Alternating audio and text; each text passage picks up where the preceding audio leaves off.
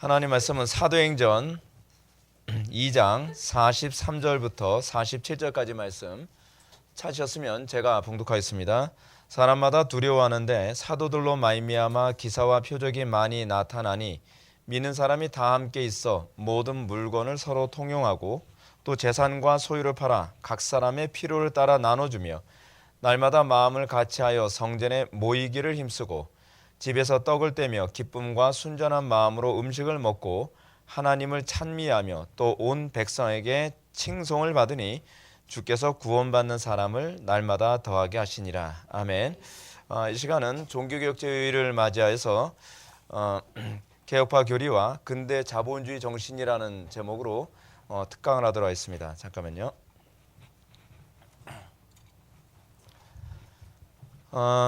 우리가 매번 종교개혁주일 때마다 특강을 이제 준비하는데 이번엔 무엇을 강의하는 게 좋을까 생각을 했을 때 마르크스주의를 우리가 옛날에 한번 강의를 했었고 이제 이번에 그 마르크스주의의 자본론을 비판하는 차원에서 나왔던 책이 막스 베버의 이 프로테스탄티즘과 자본주의 정신이라는 책입니다. 그래서 그것과 관련해서 우리가 기독교적 관점에서 경제를 어떻게 바라보는 것이 좋은가, 우리가 이제 그 부분을 같이 좀 살펴보는 시간을 갖고자 합니다. 우리가 종교개혁이라고 했을 때에 종교개혁하게 되면 제가 오늘 낮 예배 때도 여러분들한테 말씀드렸던 것처럼 종교개혁은 소위 윤리적 개혁이 아니라 신학적 개혁입니다. 그러니까 로마 가톨릭의 문제가 뭐라고요? 윤리의 문제가 아니라 신학적 문제라고 하는 것을 진단을 하고 그것과 관련해서 루터가 종교개혁을 한 겁니다. 자, 우리가 이 종교개혁을 다시 한번 뒤돌아보는 건 굉장히 중요합니다. 왜 그러냐면 종교개혁의 문제는 뭐냐면 그 당시 종교가, 그러니까 로마 가톨릭이죠. 그 당시 종교가 철학적 종교였다는 게 문제입니다. 여러분, 철학화된 기독교는 항상 심각한 문제를 이야기합니다. 철학화된 그 로마 가톨릭, 소위 종교의 특징이 무엇입니까? 빈부격차 심해지고 사회가 굉장히 심각한 타락과 도덕적 타락, 이것을 항상 몰고 다녔다는 거예요. 오늘날 우리나라 사회 안에서 일어나는 사회적 문제는 사실은 기독교가 철학적 종교로 다시 회귀하고 있다는 게 문제입니다. 우리는 거기서 다시 진단을 하고 종교개혁의 정신을 다시 회복해야 될 필요성이 있습니다. 그래서 루터를 비롯해서 이제 종교개혁이 일어났는데 그 당시 이제 르네상스의 어떤 흐름을 타서 하나님은 하나님 되게 하자라고 하는 그 운동이 이제 종교개혁의 말씀으로 돌아가자라고 하는 운동으로 돌아가게 되죠. 자, 우리가 이런 차원에서 우리 개혁파 교리와 근대 자본주의 정신이라고 하는 부분을 우리가 서론부터 한번 살펴볼까요? 서론 부분 보시겠습니다. 1페이지. 오늘날 대한민국은 세계 경제 10위 안에 들면서 자유민주주의와 시장 경제에 대한 이념적 혼돈을 겪고 있습니다. 무엇보다도 자유시장 경제가 가져다준 사회적 부작용은 사람들로 하여금 변화의 필요성을 자각하게 하죠. 부의 불평등적 분배, 약육강식 생존 경쟁, 인권의 유린, 도덕적 야만성은 자본주의에 대한 회의를 품기에 충분할 정도입니다. 오늘날 사람들이 사회적 불평등, 평등 굉장히 많이 얘기하는데 사실은 우리 기독교 입장에서 봤을 때 에드먼드 버크가 얘기하는 것처럼 평등이란 하나님 앞에서의 평등이지 사람들과의 평등은 아닙니다. 우리가 굉장히 용어에 많이 속고 있는데 듣기 좋은 용어 그리고 달콤한 용어에 무조건 설득되면 곤란합니다. 어떤 용어를 사용할 때 그 용어가 성경적인지 그리고 논리적으로 타당성이 있는지를 우리가 꼼꼼히 살피는 그런 신중함이 굉장히 필요합니다. 에드먼드 버크 당시에도 아마도 평등을 굉장히 많이 외쳤던 것 같아요. 그럴 수밖에 없던 게 에드먼드 버크 당시가 프랑스 혁명이 일어나던 당시였거든요. 그래서 프랑스 혁명이 영국으로 들어오기 전에 있었던 그 상황이다 보니까 이 평등이라는 문제, 항상 혁명이 일어날 때는 평등을 주로 많이 외치니까요. 평등을 외칠 때 에드먼드 버크가 평등에 대해서 바르게 개념을 정리하죠. 평등은 하나님 앞에서의 평등이지 사람들과의 평등은 아니다라고 하는 부분입니다. 자, 그런데 우리나라가 이 소위 그 기독교가 들어오고 난 이후에 경제적 부흥이 일어나기 시작을 합니다. 경제적 부흥이 일어나는데 우리나라의 고지적인 5천 년 동안 항상 있어왔던 보릿고개라는 게 없어지기 시작을 하죠. 그러면서 우리나라에 정말 모든 국민들이 임금님처럼 식사를 하는 그런 부강함이 우리나라에게 부어지기 시작했습니다. 여러분 오늘 그 임금님처럼 식사하지 않으셨나요? 예. 근데 여러분 우리가 이렇게 식사하는 거 옛날에는 상상도 못하던 거였습니다. 근데 우리가 이거에 대한 감사를 별로 느끼지 못하죠. 왜냐하면 우리는 옛날에 안 살았기 때문에 그렇습니다. 옛날에 그렇게 가난하고 못 살았다라고 해도 그건 뭐 옛날 얘기지. 그렇게 생각할 뿐 현재 우리에게 주어진 이 풍요로움과 이 안락함이 얼마나 위대한 결과인지를 전혀 잘 모르는 거죠. 기독교가 가져다 준 선물이면 틀림이 없습니다. 근데 문제가 이 자본주의가 만들어지면서 자본주의라고 하는 이 폼은 있는데 자본주의의 폼에 뭐가 없어요? 폼에 스피릿이 없는 거예요. 정신이 없는 거예요. 항상 우리가 문제가 뭡니까? 스피릿 아닙니까? 우리 이제 그런 얘기 하잖아요. 뭐 고마워 하는데 별로 거기 스피릿이 없으면 뭐라 그래? 아 영혼 없다 그러잖아요.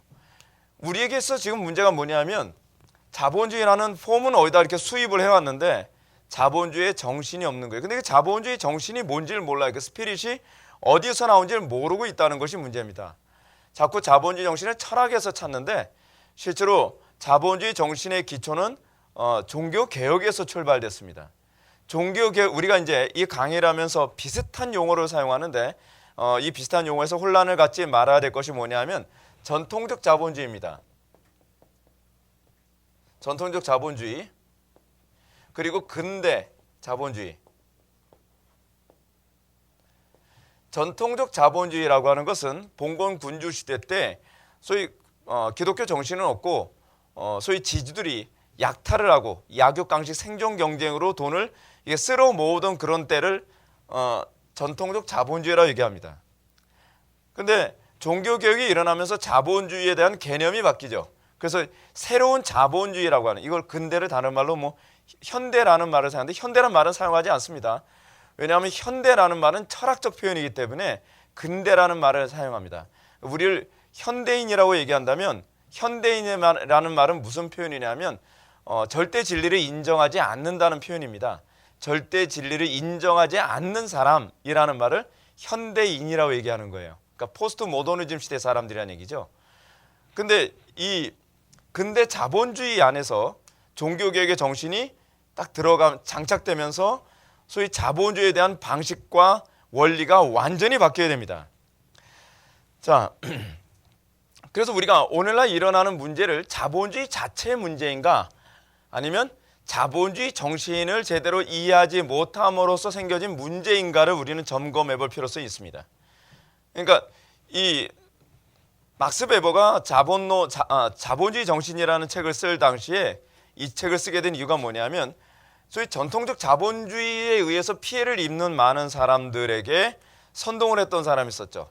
그 칼 마르크스입니다. 칼 막스. 그래서 이게 이름이 비슷해가지고 좀 조심해야 돼요. 칼 막스, 막스 베버 해가지고서 그 이름이 그 이름 같아가지고 여러분 좀 조심해야만 합니다. 왜 이름이 칼자가 꼭 들어가고 막스가 같이 들어가서 헷갈리게 만드는지 그렇죠? 칼빈도 칼 들어가죠. 칼 들어가는 사람이 많습니다. 그래서 우리가 이름이 되게 헷갈려요. 근데 그 당시에 그러니까 우리 마르크스라고 합시다. 마르크스가 자본론이라고 하는 비슷하죠. 또 이것도요. 자본론이 자본주의를 설명하자고 자본론이 아니라 자본주의를 비판하자고 자본론입니다. 자본론을 굉장히 그 비합리적으로 소위 유물론적 관점에서 또는 해겔의 변증법적 관점으로 자본주의를 비판하면서 나온 것이 자본론이거든요. 근데 제가 이 책을 읽으면서 매번 느끼는 게 뭐냐면 이런 책이 나왔을 때 그냥 넋놓고 당하지 않았다는 거예요.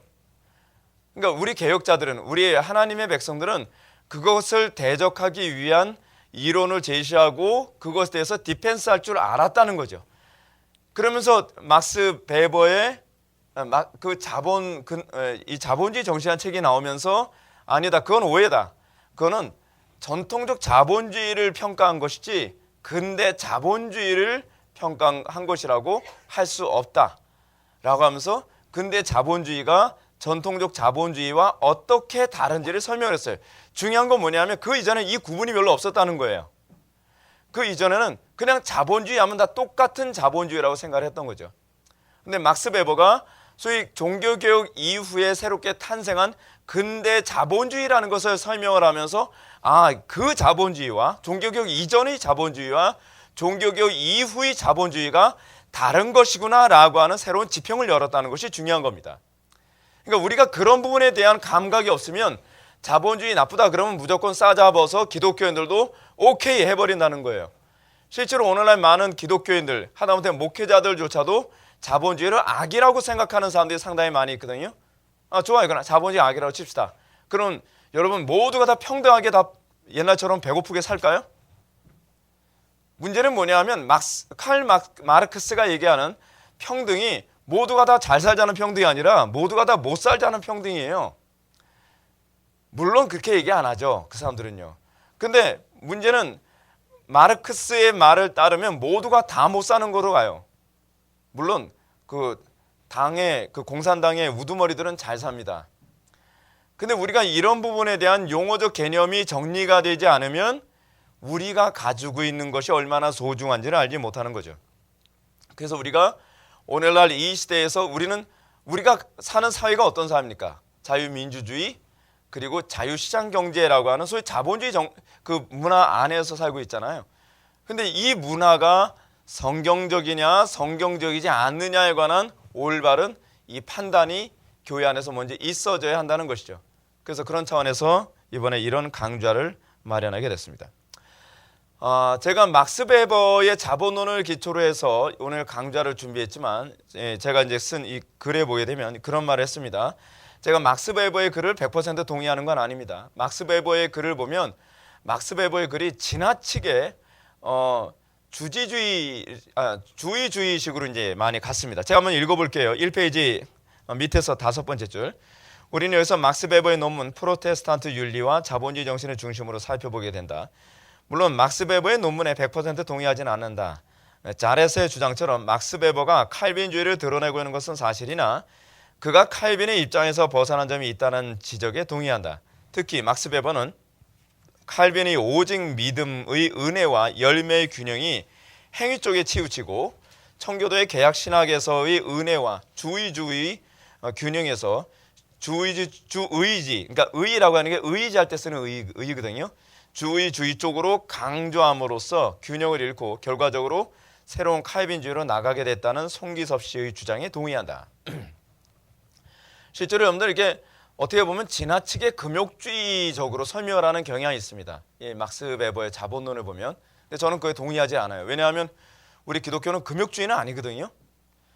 굉장히 우리 개혁주의나 청교도들이 너무 지나치게 금욕주의 쪽으로 갔다라고 이렇게 표현하는 그런 부분이 자주 언급이 되는데 저는 그에 대해서는 동의하지가 않습니다.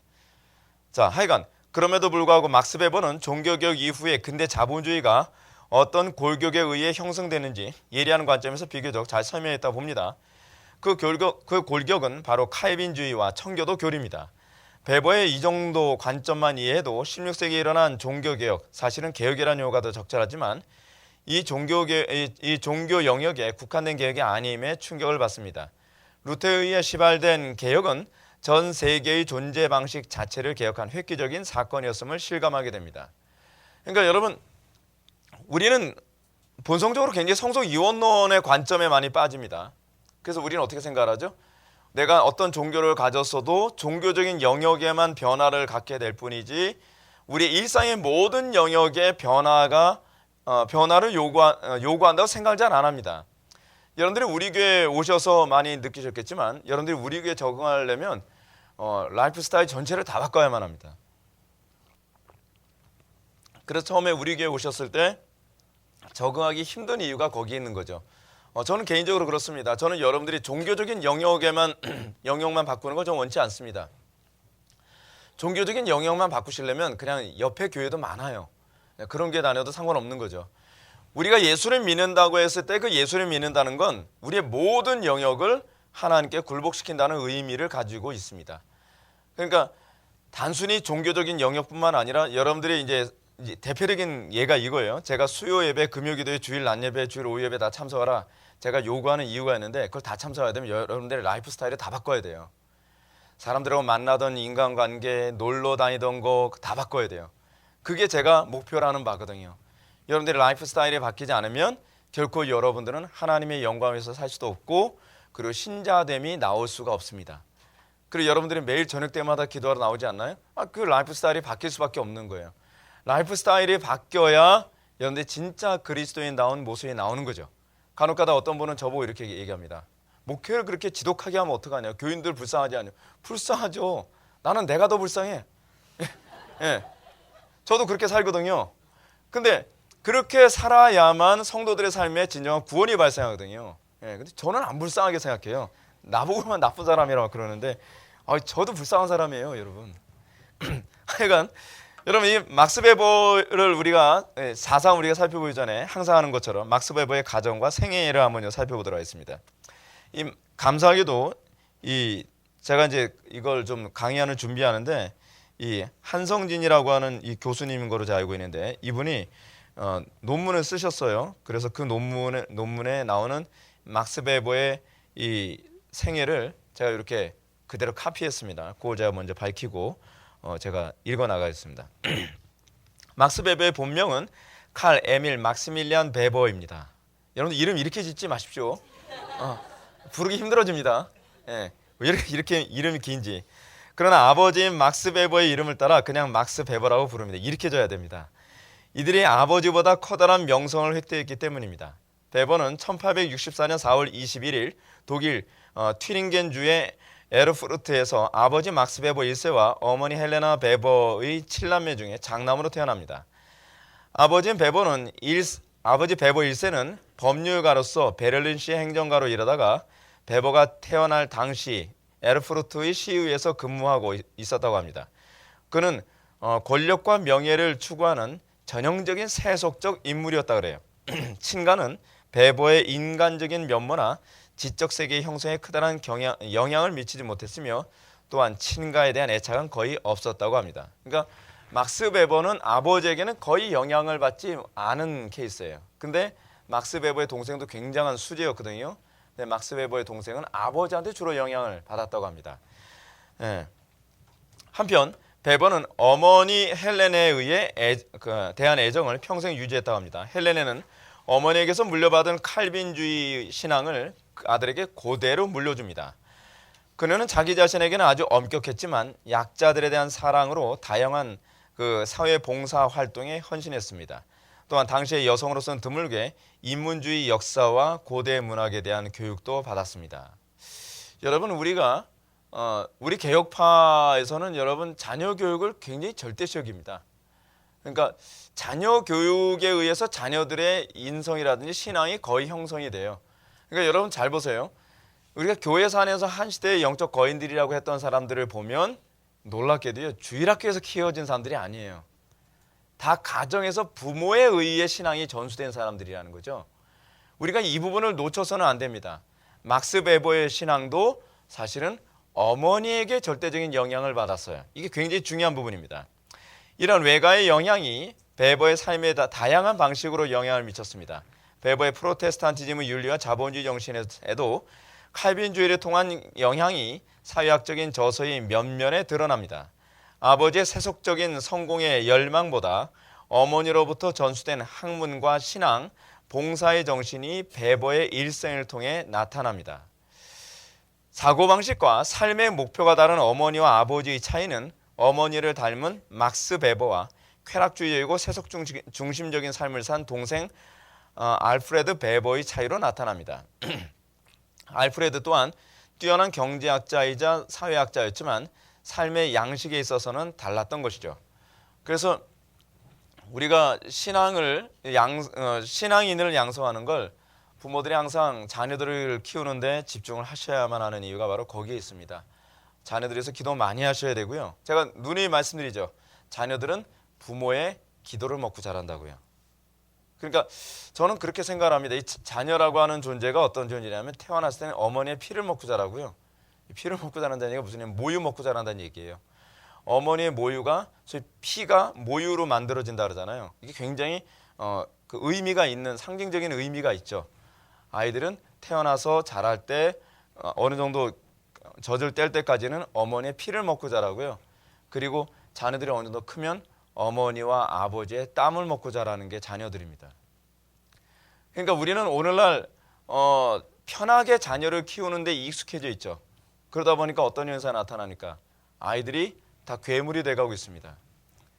오늘날 이상한 아이들이 굉장히 많이 나오는 이유가 무엇이냐면 하나님께서 창조적인 섭리로 자녀들은 당연히 부모의 피와 땀을 먹으며 자라도록 창조하셨는데 우리는 하나님의 창조 섭리에 복종하지 않고 있다는 것이 문제입니다.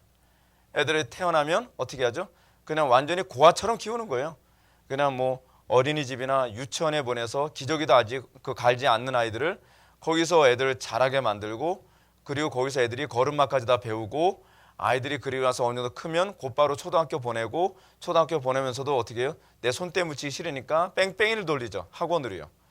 그리고 나서 아이들이 좀 더 크면 어떻게 해요? 중학교, 고등학교 보내면 뺑뺑이 돌리기 더 좋죠. 그러니까 요즘 아이들이 부모에 대한 애착심 같은 게 없습니다. 그냥 부모하고 무슨 생각을 나눠봤나요? 그렇잖아요. 부모하고 같이 고락을 같이 해봤나요? 별로 그렇지 않단 말이에요. 그러다 보니까 점점 아이들이 이기적으로 바뀌고 아이들이 마치 부모 없는 아이들처럼 자라고 있는 것이죠. 하나님께서 우리를 어떤 식으로 창조하셨는지 잘 기억하셔야 돼요. 자녀들은 뭘 먹고 자란다? 부모의 피와 땀을 먹고 자란다는 걸 기억하십시오. 그 피와 땀이 바로 기도입니다. 자녀 키우는 거 어렵습니다. 쉬운 거 아닙니다. 근데 훌륭한 자녀가 만들어지기 위해서는 항상 그 배후에는 부모의 희생이 뒤따랐다는 것을 기억하십시오. 그래서 저도 이제 자녀를 키우는 입장에 있지만 자녀를 키우면서 자녀들이 제 생각대로 안 키워지기 때문에 더 많이 기도하라고 하나님께 주시는 거라고 생각을 합니다. 그리고 흥미로운 게 뭐냐면 여러분들한테 이제 소망을 주기 위한 것이기도 한데 자녀들이 아무리 기도해도 안 돌아오는데요. 그러면 그 놈은 크게 될 놈입니다. 왜 크게 될 놈이냐 하면 기도가 많이 필요하다는 얘기예요. 예. 여러분 어거스틴이 어떤가요? 어머니 모니카가 기도 엄청 많이 했잖아요. 하나님께서는 한 사람을 그 위대한 인물로 세우기 위해서는 그만큼 주변 사람들의 많은 기도를 하나님께서 사용하시는 경우가 많습니다. 그래서 여러분들 속상해도 그렇게 생각하십시오. 아, 이놈은 크게 될 놈이구나. 네, 기도 더 많이 해야 되겠다. 그렇게 생각하시면 됩니다. 하여간 여러분 베버가 얼마나 그런 특이한 사람이었는지 볼 수 있는데 베버는 13살 되던 1876년 부모에게 크리스마스 선물을 합니다. 근데 선물이 여러분들의 자녀들은 어떤 선물을 했나요? 무슨 종이 접기 뭐 그런 거 하죠. 베버는 그런 거 안 합니다. 베버는 2편의 에세이를 선물했는데 에세이가 아닙니다. 거의 논문입니다. 독일 역사의 과정에 관하여 황제와 교황의 지위에 대한 특별한 언급을 덧붙여와 또 하나 콘스탄틴에서 민족들의 이주 시기의 로마 제국에 관하여라는 에세이를 한 대 맞을 짓을 하고 있는 거죠. 예, 이거를 선물을 했다고 합니다. 예, 엄마가 읽으면서 엄마 아빠가 얼마나 짜증났을까요? 예, 하여간 이런 논문을 선물했다 그래요. 참 대단하지 않나요? 이미 여러분 여기서도 제가 항상 말씀드리고 싶어요. 이렇게 똑똑한 자녀를 주셨을 땐요. 내 소유라고 생각하지 마십시오. 하나님께서 쓰시고자 나한테 주셨으니 내가 이 자녀가 하나님께서 쓰시기에 합당한 자녀로 만들어야 되겠다라고 하는 소명감을 가져야만 합니다. 예. 하여간 이런 아들 주시지 않은 거 감사해요. 예.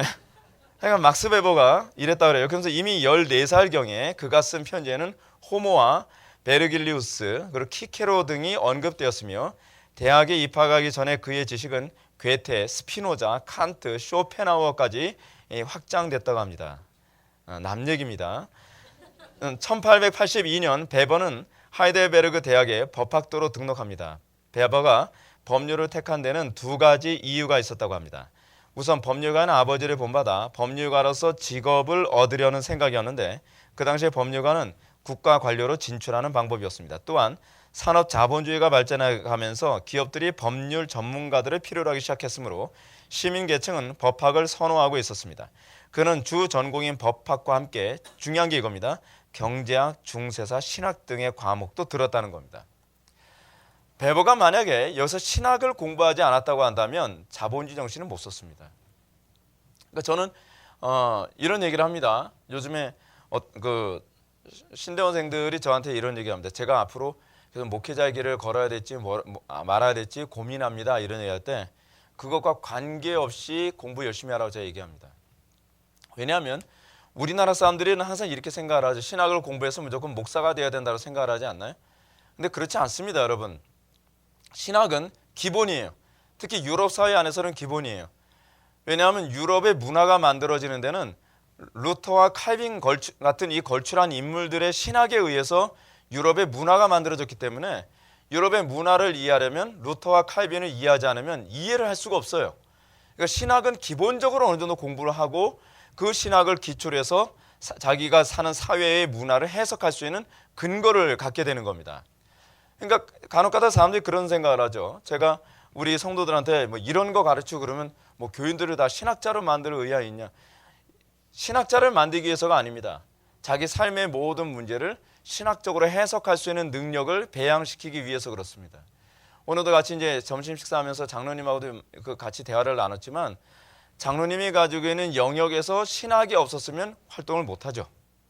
그러니까 우리가 있는 영역, 예를 들어서 뭐 매스컴의 영역이 있다든지 경제의 영역이 있다든지 문화의 영역이 있다든지 의료계통의 영역이 있었을 때 어떤 영역이 있든지 또는 정치의 영역이 있었든지 여러분 거기에는 항상 윤리라는 게 따르지 않나요? 그렇죠. 경제활동에도 윤리가 따르잖아요.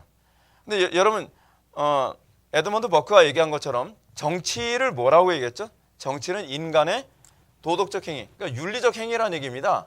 윤리적 행위. 근데 문제는 이 윤리적 행위를 무엇이 결정하냐는 거예요. 윤리적 행위를 종교가 결정하죠. 종교. 그렇죠? 다시 얘기한다면 신학이 결정한다는 겁니다. 근데 제가 여러분들한테 신학을 안 가르치면 여러분들 삶 속에서 일어나는 수많은 문제들이 발생하는데 그걸 어떻게 윤리 도덕적으로 판단할 수 있죠? 모호한 일이 굉장히 많습니다. 어떤 돈은 받아도 되는 돈이 있는데 어떤 돈은 받으면 이게 하나님 앞에서 이 옳지 못한 게 되는 영역이 있어요. 그건 원리적으로 판단해야 될 문제지 이거를 명문적으로 판단할 문제가 아니란 말이에요. 그렇기 위해서는 당연히 이거를 가르쳐야죠. 신학을 가르쳐야 돼요. 근데 막스 베버가 경제학을 그렇게 판단한 겁니다. 신학적 관점에서 판단을 한 거예요. 그래서 자본주의 정신이라는 개념이 나올 수 있게 된 거죠. 자, 좀 더 볼까요? 이후 잠시 동안 스트라스부르크에서 군목으로 봉부하고 1884년 가을 베버는 베를린 대학에서 공부하기 위해 집으로 돌아옵니다. 1886년 괴딩겐 대학에서 국가시험을 치르고 대학 학부 교육을 마칩니다. 교육을 계속한 그는 1889년 베를린 대학에서 중세 이탈리아 도시의 상사에 관한 연구로 법 박사 학위를 취득합니다. 이어서 1891년 역시 베를린 대학에서 국가법과 사법의 의미에서 본 고대 로마 농업사 연구로 독일의 대학 교수 자격인 하빌리타치온을 획득합니다. 교수 자격을 획득한 베버는 1892년부터 베를린 대학에서 사강사로 일하다가 1년 후인 1894년 부교수로 로마법, 독일법 및 상법을 가르치게 됩니다. 그러니까 여러분처럼 이렇게 흥미로운 게 뭐냐면 교회사를 바꿨던 사람들이 대부분 법학을 전공한 사람들이에요. 루터도 법학을 전공한 사람이었죠. 칼빈도 법학을 전공한 사람이었습니다. 근데 이 사람도 법학을 전공한 사람이에요. 그러니까 이 법학과 종교개혁에 굉장히 많은 연관성이 있는 이유가 뭐냐면 성경이 법학이거든요. 사실은요. 율법을 다룬 거잖아요. 율법. 그러니까 이 성경 안에는요. 판례법도 있고요. 뭐 별게 다 있어요. 그러니까 법학과 관련된 교과서의 내용들이 굉장히 많이 있죠. 그러니까 우리가 성경을 이해하는 데 있어서 이 법학적 논리는 굉장히 유익한 것 같습니다. 하여간 놀랍게도 그런 공통점이 있어요. 그해 초 가을 베버는 오천인 마리안네 슈니트거와 이제 결혼합니다. 그녀는 막스 베버가 학문적 업적을 쌓는데 없어서는 안 될 평생의 반려자가 됩니다. 그녀는 윤리적 목표가 고상하고 의지가 강한 점에서 베버의 어머니와 비슷했습니다. 그러니까 베버에게 있어서 와이프와 어머니는 아무래도 그 하나님 나라 사역을 하는 데 있어서 중요한 어떤 동역자로 하나님께서 붙여주신 것 같아요. 그래서 어머니와 부인이 사랑하는 아들을 위인으로 만들려는 보이지 않는 동맹을 맺고 있다고 표현될 정도였다고 합니다. 이런 마리안네와 베버는 서로를 부인과 남편을 넘어 정신적인 동반자로 간주했습니다. 마리안네는 남편을 훌륭하게 내조했으며 학문을 통해 지적 공동체를 이루었다고 합니다. 막스 베버는 1894년 30세의 나이로 프라이부르크 대학의 경제학 및 재정학 정교수로 초빙됨으로써 독일 학계의 일대 센세이션을 일으킵니다. 이어서 1897년 하이델베르크 대학의 경제학 및 재정학 교수로 초빙되었다가 이후 1919년 뮌헨 대학의 사회과학, 경제사 및 경제학 정교수로 초빙되고요. 1920년 6월 베버는 우연히 감기에 걸렸는데 그것이 폐렴으로 악화되어 1920년 6월 14일 56의 나이로 숨을 거두게 됩니다. 그래서 사명이 끝난 거죠. 우리나라에서도 좀 그 신앙과 천재성을 겸비한 그런 인물들이 좀 많이 나왔으면 좋겠어요. 이런 인물들 통해서 이 교회사의 역사가 시대가 완전히 바뀌게 됩니다. 그 정치적 변화 같은 경우에도 미국 같은 경우에는 러셀 커크 같은 사람이 이제 등장하죠. 근데 러셀 커크는 예수 믿는 사람이 아님에도 불구하고 러셀 커크 같은 사람이 보수의 정신이라는 책을 딱 쓰고 난 다음에 박사학위 논문을 30살 때 쓰죠. 그 책을 쓰고 난 다음부터 미국의 정치적 방향이 보수로 확 돌아서죠. 영국 같은 경우는 에드먼드 버크가 이제 등장을 해서 영국의 정치의 흐름을 완전히 바꿔놓죠. 그러니까 우리 기독교계에서도요. 그런 한 명 한 명을 정확하게 양성해내는데 좀 관심을 많이 가졌으면 좋겠어요. 우리는 자꾸 어떻게 생각을 합니까? 우리는 너무 이 실용주의적인 또는 성과주의적인 그런 생각을 많이 하면서 교회에 인물이 많이 나오면 사회에 영향을 많이 끼칠 거라고 생각을 합니다. 그렇지 않죠. 교회 사람들 많이 모인다고 해서 재구시라는 사람이 몇 명이나 됩니까? 뭐 수만 명 되는 교회가 나라를 더 빠른 속도로 말아먹고 있는 경향이 더 많이 있지 않나요? 그러니까 교회가 크냐 적으냐를 떠나서 한 교회에서 한 사람이라도 제대로 양성을 해내면 그 한 사람이 막스 베버 같은 역할을 할 수 있다는 거예요.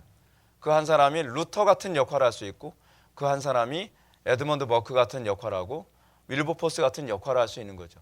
그러니까 한 사람 한 사람을 정확하게 키워내는 그런 교회적 풍토가 절실할 때입니다.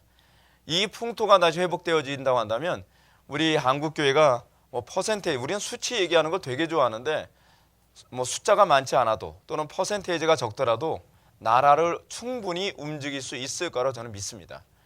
자, 그러면 우리가 오늘 그 살펴보려고 하는 부분을 한번 들어갈까요? 자본주의 정신과 기독교 교리의 관계 부분을 보도록 하겠습니다. 4페이지입니다.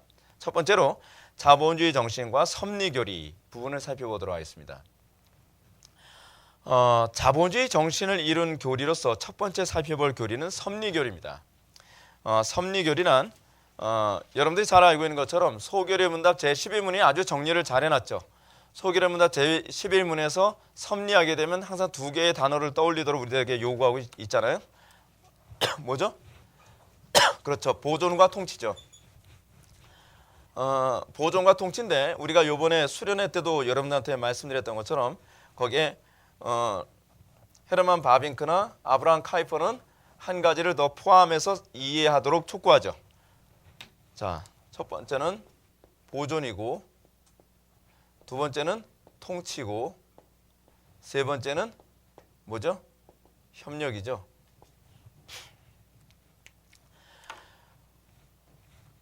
우리는 요 교리를 배우면 그냥 보존과 통치와 협력 이거를 그냥 앵무새처럼 얘기하지만 우리가 신앙생활하면서 항상 관심을 가져야 되는 것이 무엇이냐면 이것을 나의 삶의 영역에서 어떻게 녹여낼 수 있는가를 고민해야만 합니다.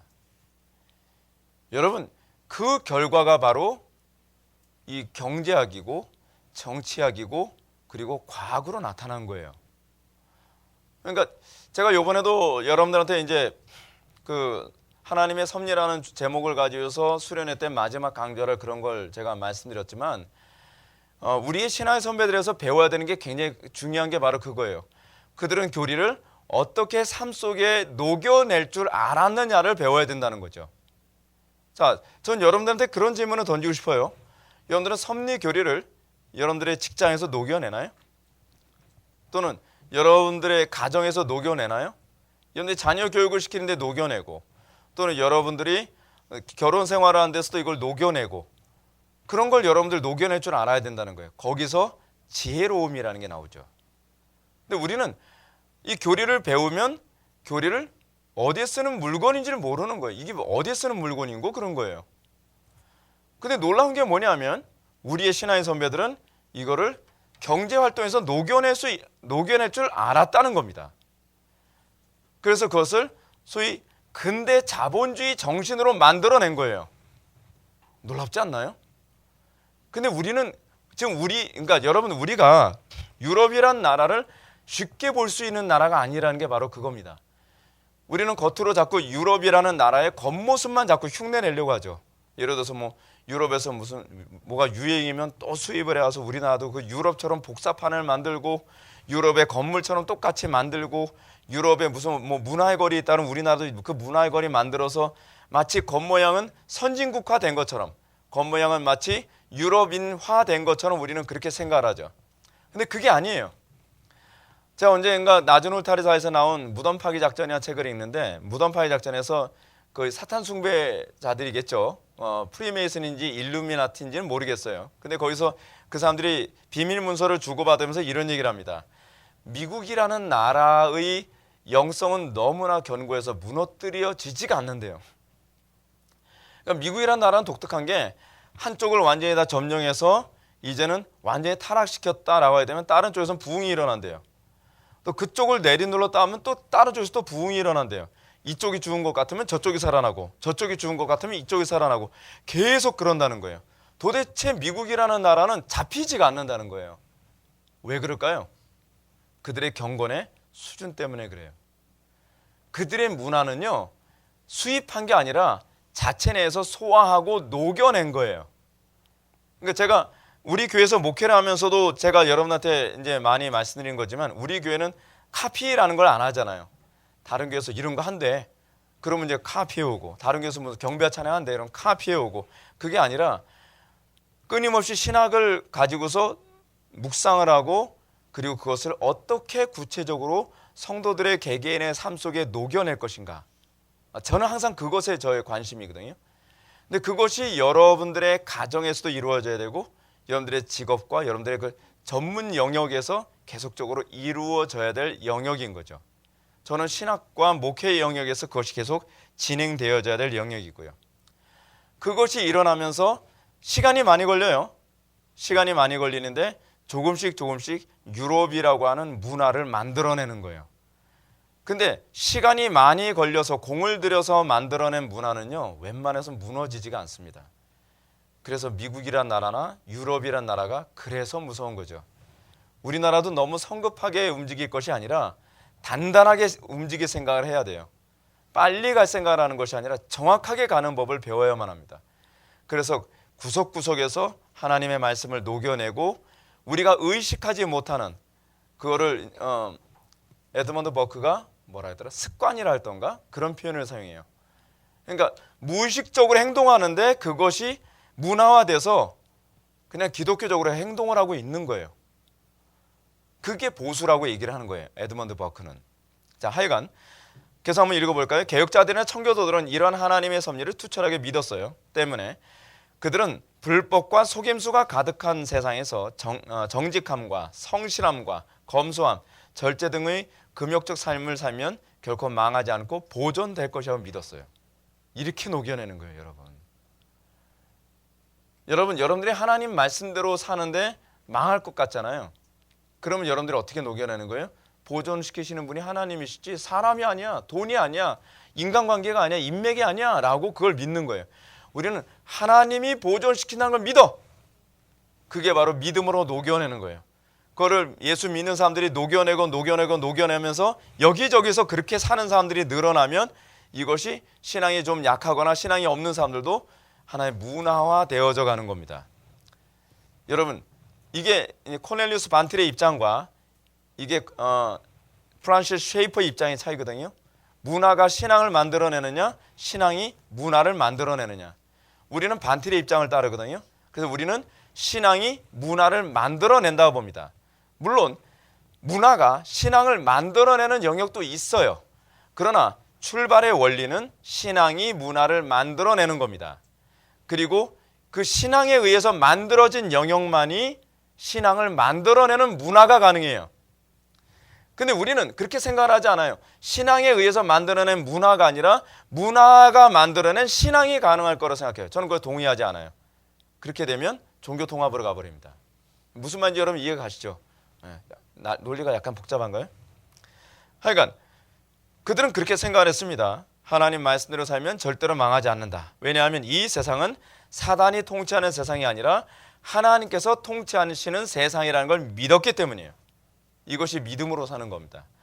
이런 개념을 아담 스미스는 보이지 않는 손이라는 표현으로 설명했죠. 우리는 보이지 않는 손을 학교에서 어떻게 이해를 하면서 배워요? 개개인이 자신만의 이익을 위해 경쟁하는 과정에서 의도와 계획이 없이도, 이거 무슨 뜻이죠? 우연히라는 의미죠. 의도와 계획이 없이도 사회 구성원 모두에게 유익이 주어진다는 것 정도로만 배웠습니다. 그래서 보이지 않는 손을 떠올리면 경제 정책의 비합리성 혹은 요행 같은 것을 떠올려요. 그래서 이 자유시장 경제와 계획 경제가 서로 논쟁을 하게 되면 항상 공격하는 게 이거예요. 자유시장 경제는 좀 미신적이야. 너무 비합리적이야. 너무 요행적이지 않나라는 공격을 상당히 많이 해요. 근데 이게 요행이 아닌 거죠. 이거는 기독교 교리의 섭리를 염두에 둔 거예요. 자, 어떻게 염두에 뒀나? 아담 스미스의 보이지 않는 손은 이러한 비합리성을 말하는 것이 아닙니다. 그는 하나님의 섭리를 염두에 두고 있어요. 그러므로 오가와 히토시는 보이지 않는 손이란 보이지 않는 질서라는 의미로 사용했어요. 이게 아주 적절한 표현이죠. 보이지 않는 질서. 세상의 질서는 결코 인간의 의식적 행위에 의해서가 아니라 소위 인간의 무의식적 행위를 하나님이 조종하도록 해서 형성된 것이라고 설명을 합니다. 그러니까 오가와 히토시가 이 아담 스미스를 아주 정확하게 잘 이해를 한 거죠. 그리고 이것을 신앙의 관점에서 봐야 된다는 것이 적절합니다. 우리는 이 아담 스미스의 국부론 또는 아담 스미스의 도덕감정론을 읽을 때 신앙이라는 관점을 우리는 제외하고 읽는 경우가 상당히 많이 있잖아요. 근데 아담 스미스의 책을 읽을 때는 그가 기독교인이었고 그가 기독교적인 신앙적 마인드를 염두에 두고 이 책을 썼다는 전제를 가지고 볼 수 있어야 돼요. 오가와 히토시가 얘기한 것처럼 그것은 보이지 않는 질서예요. 이 어떤 면에서는 이것은 자연법적인 개념이 밑바탕에 내포되어 있는 겁니다. 그래서 흥미롭게도 구글에서 아담 스미스 보이지 않는 손을 영어로 이제 검색을 하거나 그렇지 않으면 보이지 않는 손 그걸 다른 말로 The Invisible Hand of God으로 여러분들이 검색을 하면 하나님의 섭리로 다 설명을 해요. 그러니까 여러분들 한번 그 구글 한번 검색을 한번 해보시죠. 그러면 하나님의 섭리라는 관점에서 다 설명을 합니다. 이 막스 베버도 동일한 관점으로 시장 경제를 설명을 하죠. 하나님의 섭리는 모든 사람에게 예외 없이 소명으로서의 직업을 배당하고, 자 여기서 직업의식이 나오죠. 직업의식, 그러니까 루터의 직업의식과 칼빈의 직업의식이 달라요. 그러니까 루터는 직업의식을 어떻게 생각하냐면 소명이라는 입장은 같은데 루터는 이렇게 생각했어요. 한 번 수도원 가면 영원히 거기서 뿌리 박듯이 한 번 직업을 딱 선택하면 거기에서 뿌리를 박고 죽을 각오를 하라는 거예요. 근데 칼빈은 그건 아니지 이렇게 생각하는 거예요. 예. 제가 이렇게 얘기하니까 벌써 눈이 동그래지는. 근데 다행히 그게 아니에요. 루터는 그런 관점을 가지고 있었어요. 근데 칼빈은 아니다. 우리가 어떤 직업을 가졌다 할지라도 더 하나님께 영광이 되는 직업이 있다고 한다면, 또는 이거는 좀 새겨서 들어야 되는데 더 부의 창출에 유익이 된다고 한다면 이걸 선택할 수도 있다고 이렇게 보는 것이 이제 막스 베버는 그렇게 해석을 했어요. 그래서 직업이 꼭 어떤 하나에만 있어야 된다는 생각이 아니지. 예를 든다면 이래요. 제가 장사를 해가지고 그것 때문에 하나님께 영광을 돌리면서 살았다고 칩시다. 근데 제가 사업을 통해서 그렇게 하다가 나는 이제는 목회의 길로서 소명을 받은 것 같아 라고 해야 되면 장사가 아니라 목회자의 길을 걸을 수도 있겠죠. 우리 주변에 그런 사람들도 많이 있잖아요. 그것이 잘못된 거 아니라는 겁니다. 또는 목회자가 제가 그러겠다는 얘기 아니에요. 예. 목회자가 목회의 길을 걷다가 나는 하나님께서 뭐 정치가로 사역을, 그러니까 아브라함 카이퍼 얘기하는 겁니다. 예. 저 정치 정말 싫어요. 걱정하지 마세요. 그래서 전 정치가 머리가 안 돌아가요. 전 은사가 없어요. 걱정하지 마세요. 아브라함 카이퍼를 얘기하는 건데 카이퍼 같은 경우에는 그래서 정치계에 뛰어들잖아요. 그렇다고 해서 잘못된 거 아니라고 보는 거예요. 그것이 칼빈이 보는 입장이에요. 그래서 소명이라는 것이 중요한 건 뭐냐면 무엇이 더 하나님께 영광이 될 수 있는 직업이냐라고 하는 관점으로 보는 거죠. 그러니까 종교개혁 이전에는 직업을 소명으로 보지 않았어요. 종교개혁 이전에는 직업을 뭐로 보죠? 생존의 수단이에요. 입에 풀칠하고 싶으면. 그러니까 입에 풀칠만 하는데 목적이 되니까 어떤 현상이 나타나냐면 입에 풀칠만 한다면 더 이상 이 직업을 발전시킬 이유가 없는 거예요. 그죠? 우리가 이제 뒤에서 이제 그 얘기를 보게 되는데 사람은요 돈을 많이 버는 것보다 뭐에 더 관심이 많냐면 더 편하게 사는 데 관심이 많아요. 그건 우리나라 안에서도 흔히 나타나고 있잖아요. 요즘 젊은 애들 어떻죠? 직업 선택하는 기준이 바뀌죠. 어떤 직업을 선택하죠? 페이를 조금 받더라도 편하게 놀 수 있는 직업을 선택하죠. 그게 인간의 특징이라는 거예요. 막스 베버가 그걸 봤어요. 그래서 근데 신앙이 들어가면 직업을 통해서 어떻게 하나님께 영광을 돌릴까에 관심을 갖는 거죠. 자, 이 개념을 여러분 잘 이해하세요. 제가 목회를 생존의 수단이라고 생각을 합시다. 그냥 말 그대로 그냥 일하는 사람이에요. 그렇다고 한다면 제가 이 목회를 어떻게 하든지 하나님께 영광이 되고 어떻게 하든지 성도들에게 더 유익이 되는 쪽으로 제가 연구를 할 필요가 있을까요? 안 하죠. 어떤 식으로 목회를 할까요? 편하게 목회할 수 있는 쪽으로. 왜냐하면 이거 소명이라는 관점으로 생각하지 않기 때문에 그래요. 오늘날 상당수의 목사님들이 목회를 자꾸 편하게 하려고 하죠. 그거는 직업에 대한 의식이 잘못된 거예요. 여러분 직업이라고 해서 이거 나쁘게 생각하지 마십시오. 종교개혁 이후의 직업은 모든 직업이 다 성직이라는 개념이에요. 여러분들의 직업도 성직이고 저의 직업도 성직이에요. 그래서 여러분들이 성직이라는 관점에서 여러분들이 직업을 선택하고 그 직장에서 일을 하게 되면 그 직장에서는 여러분들을 높이 평가할 수밖에 없어요.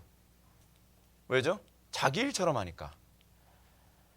오늘날 사람들이 자기 밑에서 사람을 쓰면서 제일 힘들어하는 게 뭔지 아십니까? 이 사람들이 자기 일처럼 일을 안 한다는 거예요. 그냥 생존의 수단. 그러니까 페이를 좀 적게 받더라도 그 야근 안 하면 그냥 난 좋다는 거예요. 편하게 직장 생활하고 그리고 내 개인적인 삶을 엔조이 할 수 있으면 굿. 근데 우리 그리스도인들은 그렇게 생각하지 않는다는 거죠. 내 직장은 하나님의 영광을 위한 수단이라고 생각하는 거예요. 그것이 루터와 칼빈이 직업관을 완전히 바꿔놓은 거예요. 이게 엄청난 혁명이죠. 엄청난 사고의 전환입니다. 그래서 이제 좀 더 읽어보고 뒤로 갑시다. 그래서 막스 베버도 하나님의 섭리는 모든 사람들이 예외 없이 소명으로서의 직업을 배당하고 각 사람은 소명으로서의 자기 직업이 무엇인지 인식하고 그 직업 노동을 열심히 해야 한다라고 생각을 했습니다. 여기서 우리가 관심을 가져야 될 핵심이 있습니다. 개혁자들과 청교도들은 직업을 생존의 수단이나 성공의 수단으로 여기지 않았다는 거예요. 직업은 하나님의 섭리로 주어졌습니다. 자, 이 부분 직업이 하나님의 섭리로 주어졌다는 것이 중요하죠. 여러분 어때요? 여러분 직업은 내가 선택하는 거라고 생각하지 않나요? 이것이 이제 우리가 직업관이 많이 망가지는 거예요. 그러니까 나를 필요로 하는 직업이 아니라 내가 필요한 직업을 우리는 생각을 하죠. 그래서 우리는 제가 이제 단편의 예를 한번 들어볼게요. 저는 부교육자 생활할 때 요즘 전도사님들하고 저하고의 차이가 그거예요. 우리 때의 차이가 그겁니다. 우리 때는 대부분 전도사님들이 어땠냐면 어느 교회를 가는 것이 하나님께서 원하시는가를 생각을 했어요. 그래서 어느 교회에서 콜이 들어와요. 콜이 들어오면 기도해보고요. 기도해보고 난 다음에 하나님께서 이 교회에서 나를 필요로 하는구나 라고 되면 조건 안 보고 가는 거예요. 근데 지금은 안 그렇죠. 지금 어떠냐면 그 콜을 하면 그 계산해보고요. 바로 가요. 기도해보고가 아니라. 그러니까 어느 교회가 페이를 더 많이 주고 어느 교회가 더 편하고 어느 교회가 공부할 시간 더 많이 주고 이제 그런 걸 다. 그러니까 옛날하고는 그래서 언어가 좀 달라졌어요. 기도해보고요가 아니라 뭐라고요? 계산해보고요. 심각한 거죠. 근데 문제는 오늘날 상당수의 거의 대부분의 성도들의 라이프 스타일이 그렇죠. 내가 직업을 선택하는 건 하나님께서 나를 부르시는 곳이 아니라 내가 좋아하는 것을 우리는 직업으로 선택하죠. 제가 여러분한테 그 말씀 드리잖아요. 저는 목사 되기 죽어도 싫었다고요. 전 진짜 목사 되기 싫었거든요. 근데 하나님께서 원하시기 때문에 간 거예요. 저는 개인적으로 그래요. 제가 원해서 온 것이 아니에요. 근데 제가 이 길을 걸어가면서 제가 느낀 게 뭐냐, 내가 있어야 될 곳에 와 있구나라는 건 저는 알게 됐어요. 이 길을 걸으면서요. 그러니까 우리는 항상 염두에 둬야 되는 게 직업의 주권도 하나님께 맡길 수 있어야 된다는 거예요. 우리는 어렸을 때부터 어떻게 교육을 받았죠? 네가 좋아하는 걸 하는 거야. 그리고 페이를 많이 주는 곳으로 가는 거야. 그래서 우리는 항상 인컴에 관심을 갖잖아요. 얼마나 많은 페이를 주느냐. 그죠? 그것에 의해서 자꾸 사회가 망가지는 거죠. 그러면서 어떤 현상이 나타나요? 직업에 귀천이라는 개념이 나오게 되는 거예요. 그렇죠? 왜냐하면 과거에는 직업은 하나님께서 원하시는 곳에서의 이 콜링에 대한 반응인데, 지금은 페이에 의해서 소위 전도사님들이 가는 것도 귀천이 있죠. 페이 많이 주는 거는 귀한 그 교회고, 페이 적게 주는 것은 천한 교회, 이렇게 돼버리는 거죠. 물론 그런 의식으로 얘기하진 않지만, 근데 이것이 우리 밑바탕에 깔려 있다는 것은 이미 종교개혁의 정신이 사라졌다는 걸 의미하는 거예요. 자, 그러면서 종교개혁 이후부터 직업은 비로소 하나님을 예배하고 이웃을 사랑하는 수단으로 이해됐습니다. 그리고 이렇게 성실하게 하나님과 이웃을 사랑하기 위해 노동을 함으로 늘어난 재산은 하나님께서 주신 복으로 이해했어요. 자, 이걸 목회적 관점으로 제가 여러분들한테 말씀드릴게요. 저는 여러분들에게 목회는 그 자체가 예배고 여러분들을 사랑하는 수단이라고 저는 생각을 합니다. 제가 만약에 목회를 예배라고 생각을 하지 않고 목회를 일종의 성공의 수단이나 목회를 일종의 부의 수단으로 생각하면 그때서부터 타락이 되는 거죠. 어떻게 하면 교인들이 더 많이 몰려들 수 있을까? 어떻게 하면 교인들이 더 많은 헌금을 하게 만들 수 있을까? 어떻게 하면 더 큰 예배당을 지을 수 있을까? 여러분들 그런 목회자 혐오스럽지 않나요? 근데 왜 여러분들이 그렇게 살면 당연한 거라고 생각하죠? 당연하지 않아요. 그건 여러분들에게도 동일하게 적용되는 문제예요. 그리고 그 행위가 이웃을 사랑하는 수단이 되어야 돼요. 여러분들이 직업하는 그 직장 생활이 그것이 과연 이웃 사랑에 유익이 되는가? 그래서 청교도들이나 개혁자들은 그 직업의 폐의 여부를 떠나서 그 직업이 이웃 사랑에 유익이 되느냐에 따라서 되는 직업과 안 되는 직업이 있다고 봤어요. 우리는 자꾸 어떻게 생각을 하죠? 예를 들어서 교회 안에 그 몸을 파는 여자가 교회에 왔습니다. 근데 우리는 이렇게 생각을 하죠. 몸을 팔더라도요, 그냥 교회 와서 열심히 다니면 돼요. 아니요. 우리는 그것부터 가르쳐야 돼요. 우리는 하나님께서 받으시는 직업이 있다는 걸 가르쳐야 돼요. 그리고 회개할 기회를 제공해야 돼요. 괜찮아요, 괜찮아요. 그렇게 하는 거 아닙니다. 물론 굉장히 많은 저항이 있죠. 어려움이 있죠. 그래도 우리는 그렇게 나아가야만 합니다. 그리고 그렇게 해서 재산이 늘어나면 그걸 복이라고 생각하는 거예요. 저는 이렇게 생각을 해요. 성경적으로 목회하지 않고 인위적인 방법으로 교회를 수천 명, 수만 명을 모았다. 저는 그걸 저주라고 생각을 해요. 그건 재앙이에요. 여러분들이 불법한 방법으로 재산을 증식하는 데 성공을 했다. 그러면 여러분들은 저주를 받고 있는 중이에요. 우리가 축복을 받고 있다고 한다는 건 전제가 뭐냐면 우리가 성경적으로 정직하게 성실하게 일을 하는 가운데에 내 부가 증식이 됐을 때 그것은 하나님께서 나에게 복으로 주어주신 것이라고 믿는 거죠. 그러니까 우리 교회도 이제 그렇게 생각을 하는 겁니다. 성경적으로 목회를 하는 가운데에 그래서 늘어났다고 한다면 이건 하나님께서 복으로 주셨다고 생각을 하는 거예요. 근데 성경적으로 했는데 사람들이 안 늘어난다. 그럼 어떻게 생각해요? 하나님께서는 여기까지 그렇게 살아야 돼요.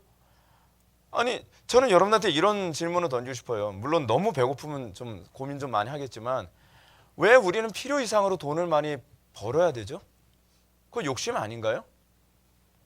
여러분들 어차피 여러분들이 주어진 그 증식된 재산을 하나님과 이웃을 위해서 사용하도록 주어진 재산이라고 여러분들이 생각한다고 한다면 아니 적게 보면 좀 어때요? 그럼 적게 나누면 되잖아요.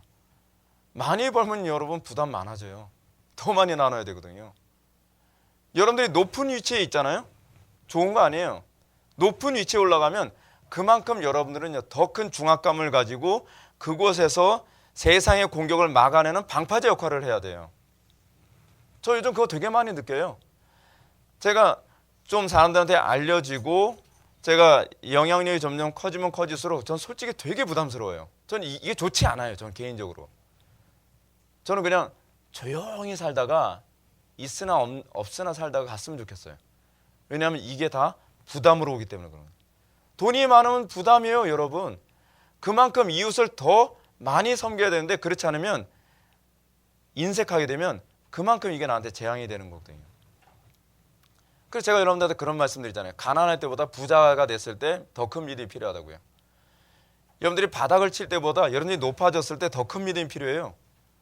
그게 청교도들이나 개혁자들이 얘기하는 경제의식이에요. 그래서 직업과 부의 축적에 대한 이해가 바뀌자 사람들은 부자를 바라보는 관점이 달라졌어요. 과거에는 부자를 어떻게 봐요? 탐욕과 억압과 이기심으로 재물을 축적하는 혐오의 대상으로 봤어요. 그렇죠? 마르크스가 또 그렇게 계속적으로 얘기를 하고 가르쳤고요. 저희 자본론에서요. 그런데 종교개혁 이후부터 부자는 검소하고 부지런하며 경건한 사람이라는 인식이 생겨요. 그래서 종교개혁 이후의 자본가들은 소위 정직의 상징이에요. 이 사람들은 돈을 많이 벌었을 때 하나님께서 주신 만큼만 부를 축적한다는 개념이죠. 근데 부를 많이 그러니까 예를 들어서 정직하게 했더니 장사가 잘 돼요. 예를 들어서 음식을 만드는데 음식을 정직하게 만들고 맛있게 만들고 성실하게 만들어서 연구를 하고 새로운 음식을 계속 연구를 하다 보니까 어떻게 해요? 계속 더 퀄리티가 높은 음식이 나올 게 아니에요. 그럼 자동적으로 사람들이 많이 모이죠. 그만큼 돈을 많이 벌잖아요. 근데 우리 그리스도인들은 어떻게 생각하냐면 인컴이 늘어났어요. 수입이 늘어났는데 이거를 쓰는 지출하고 쓰는 비용이 여전히 검소한 거예요. 난 필요 이상은 안 써.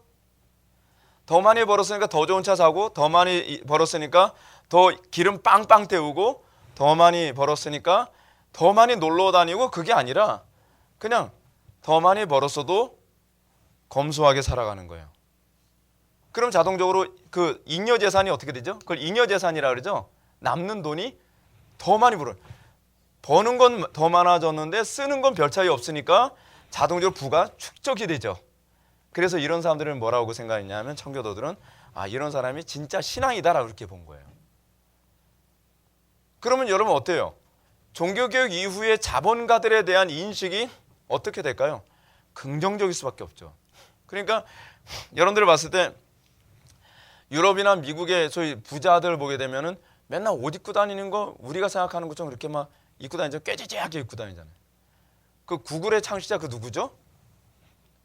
이따가 쳐요. 잘 안 들려. 예. 네, 구글의 창시자 그 사람 보게 되면은 맨날 똑같은 바지에다 똑같은 티셔츠 입고 다니네. 옷장을 딱 열어놓으면요. 됐어 그냥.